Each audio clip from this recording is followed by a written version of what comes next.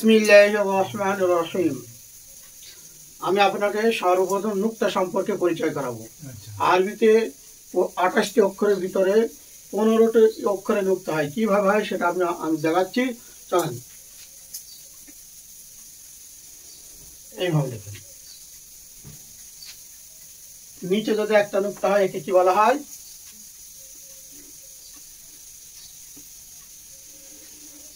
বা। কি হবে? বা। যদি আরেকটা নুক্তা দেওয়া হয়, না, নিচে যদি আরেকটা নুক্তা দেওয়া হয় তাহলে কি হবে? ইয়া। বা এইরকম ইয়া। তারপরে যদি উপরে দুটো নুক্তা দেওয়া হয় তাহলে সেটা হবে কি?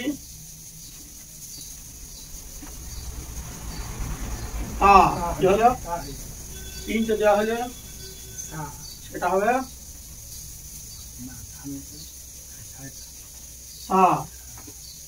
বুঝে আসছে?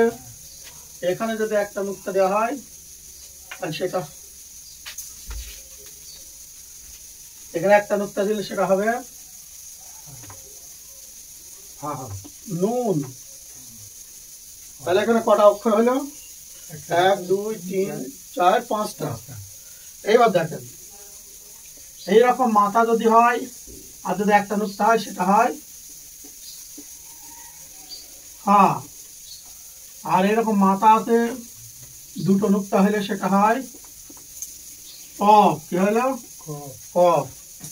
এবার দেখেন, এইরকম তিনটে দাঁতে যদি তিনটে নুক্তা হয় সেটা হয় শিন। তাহলে কটা হলো? 8টা। তাহলে আর বাকি থাকছে কটা?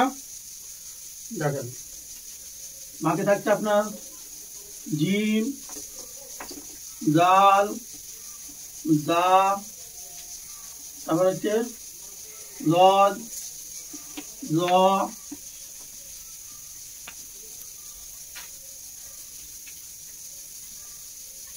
জ, তারপর হচ্ছে গইন।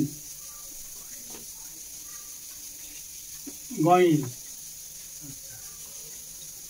1 2 3 4 5 6 আর এখানে হচ্ছে 8টা। তাহলে হচ্ছে 14। তাহলে জিম আরেকটা বাদ গেছে এখানে, সেটা হচ্ছে একটা খ আর একটা হচ্ছে জিম। তাহলে এখানে হচ্ছে কটা? 8টা। বুঝে আসছে? এই 8টা অক্ষর। আর এখানে এবার আরেকটা বিষয় বলেন, এখানে আরেকটা বিষয় বুঝে দিই। কি বললাম? এক মাথার উপর যদি একটা নুক্তা হয় ফা, তারপর মাথার উপর যদি দুটো নুক্তা হয় তাহলে কফ হলো। এবার দেখেন, যদি তিনটে দাঁতে একটা নুক্তা হয় শিন, আর এইরকম যদি তিনটে দাঁতে তিনটে নুক্তা হয় সেখানে হয়, সেটা হবে কি? সা। এগুলো আপনাকে বোঝানোর জন্য বলছে। তারপরে দেখেন, কফ, মাথা আছে দুটো নুক্তা, কফ। আর যদি মাথা না থাকে দুটো নুক্তা হয় তাহলে সেটা হবে কি? তা। এবার দেখেন, মাথা আছে একটা নুক্তা, ফা। আর যদি মাথা না থাকে তাহলে যদি নুক্তা হয়, এইরকম যদি হয় একটা নুক্তা হয় তাহলে সেটা হবে কি? নুন। বুঝে আসছে? এটা একটা দিক গেল। আর একটা দিক আপনাকে বোঝাই। বলা হচ্ছে 3টে অক্ষরের নিচে নুক্তা হয়। কটা অক্ষরের? 3টে অক্ষর। সেটা কি? একটা হচ্ছে আপনার বা, একটা হচ্ছে আপনার জিম, জিমের নিচে নুক্তা হয় জিম, আর একটা হচ্ছে আপনার ইয়া, একটা হচ্ছে ইয়া। এই 3টে অক্ষরে কি হয়?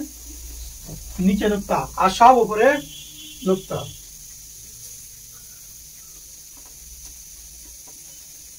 আমি কিন্তু লোকটাগুলো কি হিসাব করেছি, কার কোনটা উপরে কার কোনটা নিচে।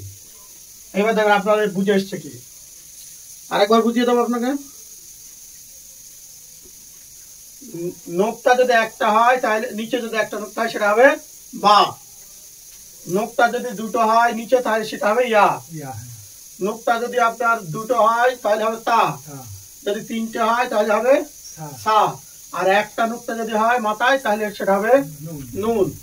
এবার দেখেন মাথা আছে একটা নুক্তা ফা, মাথা আছে দুটো নুক্তা হচ্ছে কফ, তিনটে দাঁতে তিনটে নুক্তা হচ্ছে শিন। এবার দেখেন ফা একটা দাঁতে একটা নুক্তা হচ্ছে নুন, তারপর একটা দাঁতে দুটো নুক্তা হচ্ছে তা, একটা দাঁতে তিনটে নুক্তা হচ্ছে সা। তাহলে এই অক্ষর কটা, এই যে হচ্ছে আপনার কি নুক্তা, এই 15টা নুক্তা আমাদেরকে জানতে হবে। এর পরবর্তী বিষয় পরবর্তীতে হবে।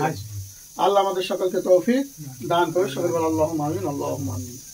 তাই আমার এই ভিডিওগুলি বেশি বেশি করে ফলো করা, শেয়ার করা, সাবস্ক্রাইব করা, এই কাজগুলি যদি করা হয় তাহলে আমরা আগামীতে আরো নতুন নতুন ভিডিও করার জন্য উৎসাহ পাবো। আর বেশি বেশি করে বিষয় বুঝতে না পারলে আমাদেরকে কমেন্ট করে অবশ্যই যেন জানানো হয়। আল্লাহ তৌফিক দান করেন।